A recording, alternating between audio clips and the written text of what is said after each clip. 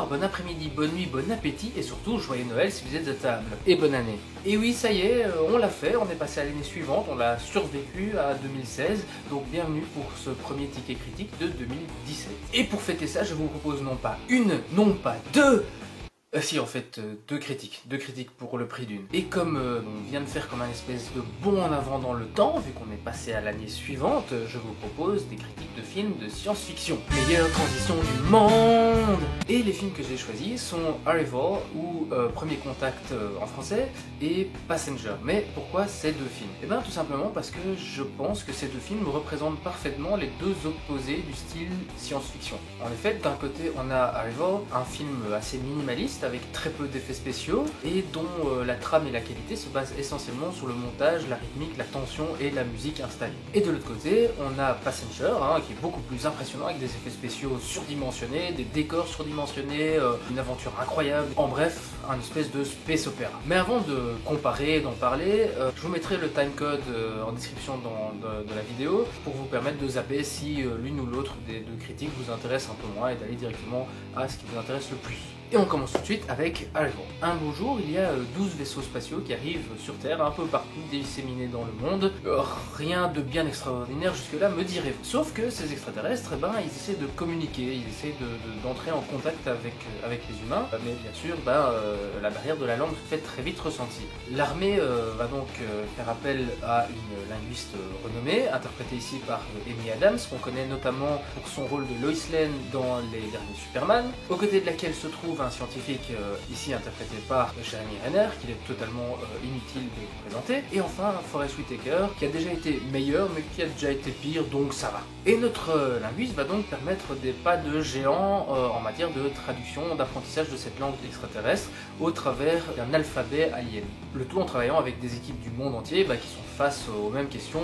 Pourquoi sont-ils là et que veulent-ils? Le film est tiré d'une nouvelle de Ted Chiang, je ne vais pas essayer de le prononcer correctement parce que je ne sais pas comment ça se prononce, et qui s'appelle à la base L'histoire de la vie. Mais le titre original retrouve quand même son hommage dans le film parce que dès les premières minutes on cite mot pour mot l'histoire de la vie, donc voilà, petit clin d'œil à l'œuvre originale. Le film est réalisé par Denis Villeneuve, canadien, à qui on doit les excellents Sicario et Prisoners, qui étaient vraiment de très bons films, et qui ici signe son premier vrai film de science-fiction. Voilà, maintenant vous savez tout, on peut critiquer. Alors comme je le disais, ce film est un film avec très peu d'effets spéciaux, c'est-à-dire que les seuls effets spéciaux présents, c'est le vaisseau, enfin l'extérieur du vaisseau, une petite explosion à un moment, et les aliens. La plupart des décors sont réels, les paysages sont réels, et l'intérieur du vaisseau est réel, c'est pas des fonds verts. Ils ont d'ailleurs construit un couloir de 45 mètres noir pour que les acteurs puissent vraiment s'imprégner de l'ambiance du lieu. Et les aliens étaient représentés physiquement par des marionnettistes qui animaient des marionnettes, forcément, et qui permettait aux acteurs de voir avec quoi ils devaient interagir et pas d'interagir avec des espèces de petites balles de ping-pong blanches. C'était un point sur lequel Villeneuve insista très lourdement. La musique quant à elle est signée par Johan Johansson, qui est en quelque sorte compositeur attitré de Denis Villeneuve. Il avait déjà d'ailleurs composé la musique de Sicario. Déjà à l'époque j'avais trouvé qu'elle était assez intéressante, vraiment très forte et très appropriée. Et il travaille d'ailleurs en ce moment sur la musique de Blade Runner, le nouveau Blade Runner qui va sortir dans le courant de l'année. Alors dans les aspects positifs, on peut notamment citer le travail des équipes de création artistique qui ont développé le concept du vaisseau, du type d'écriture, etc. et qui voulaient un peu casser les codes de représentation qu'on se fait de ce qu'est un extraterrestre, de ce qu'est un alien. Ils voulaient construire un vaisseau dont le matériau ne semble pas logiquement ressembler à ce qu'on pense être un matériau issu d'une technologie avancée.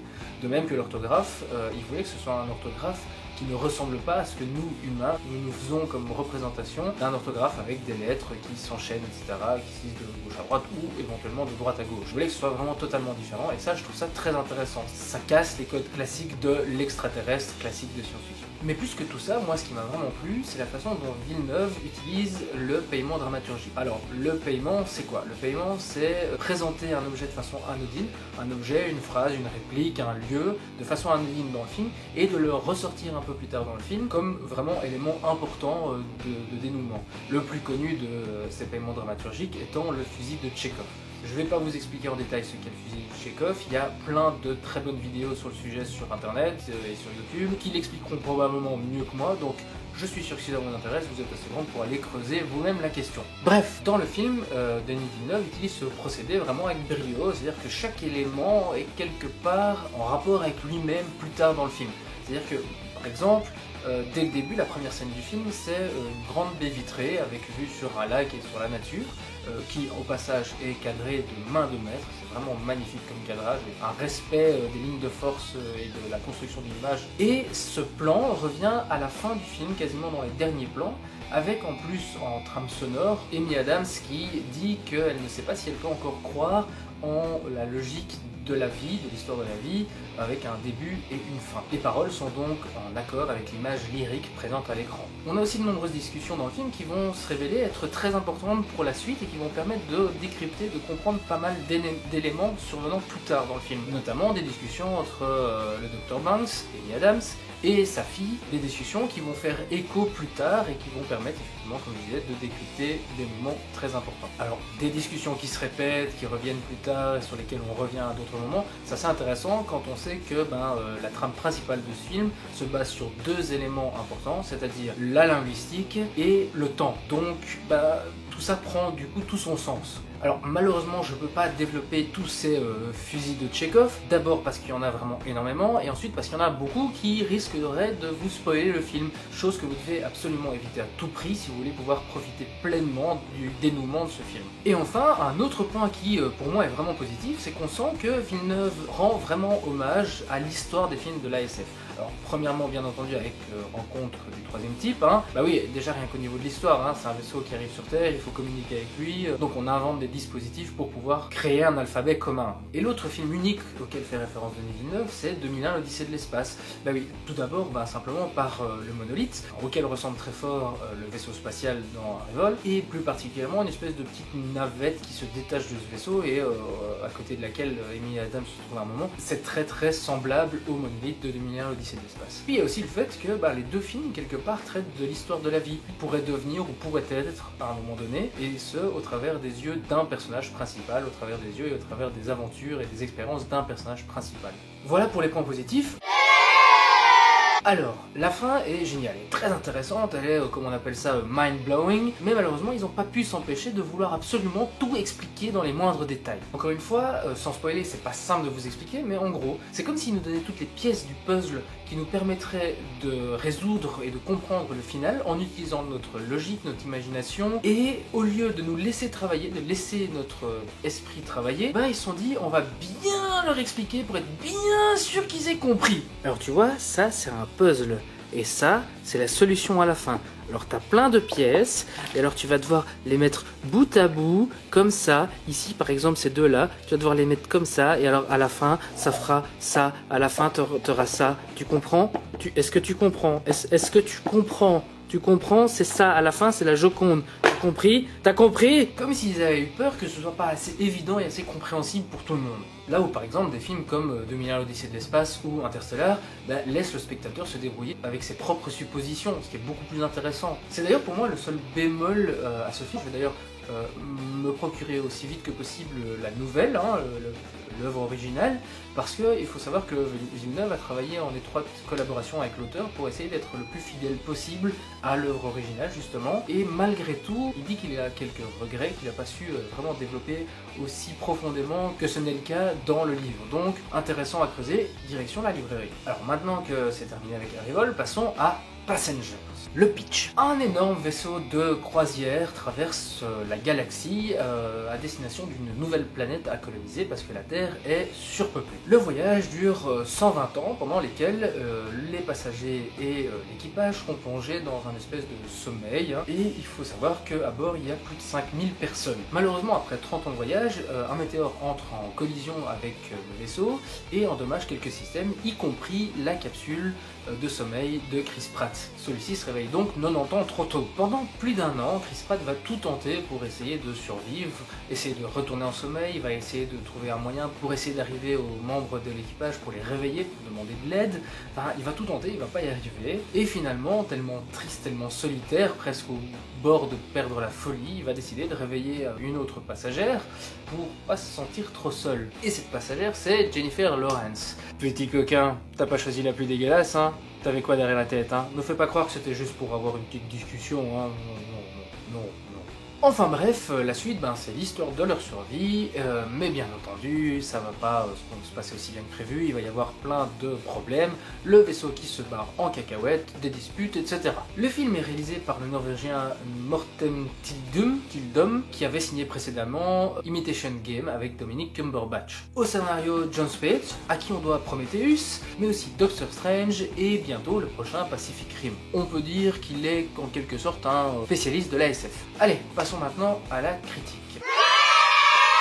Alors, vous le savez maintenant, je suis pas un grand fan des effets spéciaux à outrance quand c'est pas nécessaire. Mais bon, ici, c'est un film qui se passe dans un vaisseau spatial dans l'espace, alors forcément, les effets spéciaux, on peut pas y couper. Mais ici, c'est parfaitement dosé, c'est-à-dire que ce qui peut être réel, ce qui peut être fabriqué et ce qui peut être construit, l'a été. Les décors ont été pour la plupart construits. Il faut d'ailleurs savoir que les décors ont occupé 7 plateaux de tournage, qui est assez considérable, et les effets numériques ont été assez bien maîtrisés, notamment par exemple lors de leur sortie dans l'espace, où les acteurs ont été filmés dans une espèce de cabine avec plein de petites lampes LED pour donner plus de réalisme aux reflets sur le casque, pour que les reflets ne soient pas des reflets numériques mais des véritables reflets. Donc ça donne plus de réalisme à toute cette scène, forcément qui a été filmée sur fond vert.